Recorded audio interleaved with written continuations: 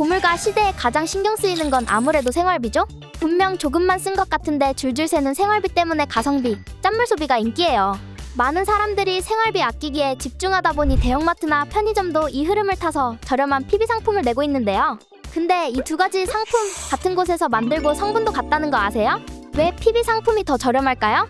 그래서 오늘은 PB 상품이 저렴한 이유와 생활비 아끼는 PB 상품 4가지를 뭐니뭐이니 알려드릴게요. 여러분이 먹는 우유, 라면과 성분이랑 맛은 같은데 훨씬 저렴한 제품이 있는 거 모르셨죠? 바로 PB 상품이 그것인데요. 이게 뭐냐면 대형마트나 편의점 같은 유통업체가 제조사에서 제품을 매입하지 않고 자체적으로 만들어서 파는 상품을 말해요. 이 PB 상품은 소비자, 유통사, 제조사 모두가 이득인데요. 우선 소비자는 훨씬 저렴한데 MB 상품과 품질이 비슷한 걸 살 수 있고요. 유통사는 제조사에 제조비만 내면 되니까 비용을 아끼고 사람들이 많이 구매를 하다 보니 이게 돈이 돼요. 지난해 이마트의 PB 제품인 노브랜드와 피코크는 두 개 사업에서만 1조 6,900억 원에 달하는 매출을 달성했어요. 제조사는 제조하다가 남은 재고를 소진할 수 있죠. 남은 우유를 분유로 만들어 납품하는 것보다 유통업체에 PB 상품으로 납품하는 게 더 낫거든요. 아니 근데 PB 상품은 왜 기존 브랜드들보다 훨씬 저렴할까요? 우선 PB 상품은 광고랑 프로모션에 큰돈을 들이지 않아도 돼서 비용을 아낄 수 있습니다.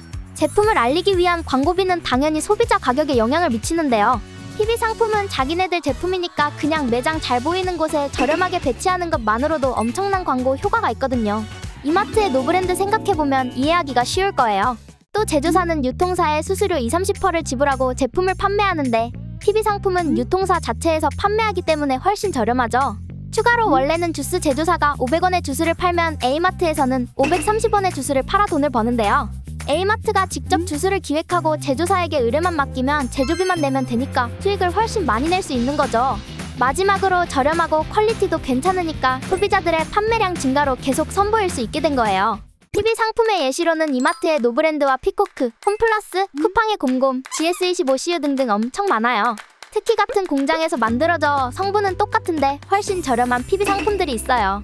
파스테르의 후레쉬 우유와 홈플러스의 저온살균 우유가 그것인데요. 심지어 만들어진 공장과 우유 팩에 찍힌 관리 책임자 이름도 같아요.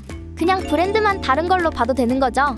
하지만 가격은 파스테르가 3,850원인데 홈플러스는 2,390원으로 42%나 저렴했어요. 또 이마트에서 파는 피코크 A클래스 우유, 메일우유 오리지널, 노브랜드 1A 우유도 모두 메일유업 공장에서 만들어졌는데요. 성분은 다 똑같은데 심지어 노브랜드 우유는 지방 함량이 더 낮아요. 가격은 역시 노브랜드가 훨씬 저렴하죠. 게다가 8도의 틈새라면과 노브랜드의 라면 한 그릇도 둘 다 8도에서 만들어요. 틈새라면이 스프 한 봉지가 더 있고 원료도 좀 더 좋긴 하지만 가격은 2배나 차이 나죠. 쿨피스도 있어요. 이마트 쿨 파인애플 맛과 소아나무의 쿨피스 파인애플은 같은 동원 F&B에서 만들어졌는데 500원이나 차이 나요. 제조한 곳과 성분이 같은데 비싼 거 사면 억울하겠죠? 저렴한 PB 제품으로 생활비 쫌쫌따리 아껴보자고요. 하지만 PB 상품에 안 좋은 면도 있습니다. 쿠팡의 PB 브랜드 탐사는 섬유유연제를 출시했는데 쿠팡에 입점한 중소기업의 제품과 매우 똑같아 논란이 됐어요. 가격은 훨씬 저렴하게 판매해서 결국 중소기업의 순위는 뒤로 밀려났죠. 이렇게 너무 비슷하게 제품을 만들어 판매하면 기존 브랜드의 생존에 위협이 될 수 있어요. 중소기업 제품은 도태될 수밖에 없다는 단점이 있어 결국 쿠팡과 해당 중소기업은 대립했었죠. 또 하나는 옛날부터 싼 게 비지떡이라는 말이 있죠. 품질 관리가 좋은지는 조금 의문이에요. 다 그런 건 아니지만 GS25의 PB 상품인 그릭 요거트 2종에서 대장균군이 초과 검출됐어요. 이게 처음이 아니라 더 진한 초코우유에서도 대장균이 검출된 적이 있죠. CU의 PB 상품인 생크림 찹쌀떡도 유통기한이 지나지 않았는데 곰팡이가 피는 등 품질 변질 우려 논란에 전량 회수했어요. 이마트 PB 피코크 쇠고기 볶음 고추장에는 이물질이 발견되어 일부 상품을 다 회수했었습니다. 모든 제품에 해당되는 건 아니지만 자세히 살펴볼 필요는 있을 것 같네요. 자, 오늘의 머니모이는 여기까지. PB 제품은 결국 유통 방식과 광고비에 따라 가격이 저렴해지는 거였군요. 자취하신다면 오늘 말한 꿀템들처럼 저렴한 PB 제품으로 바꾸는 건 어떠세요?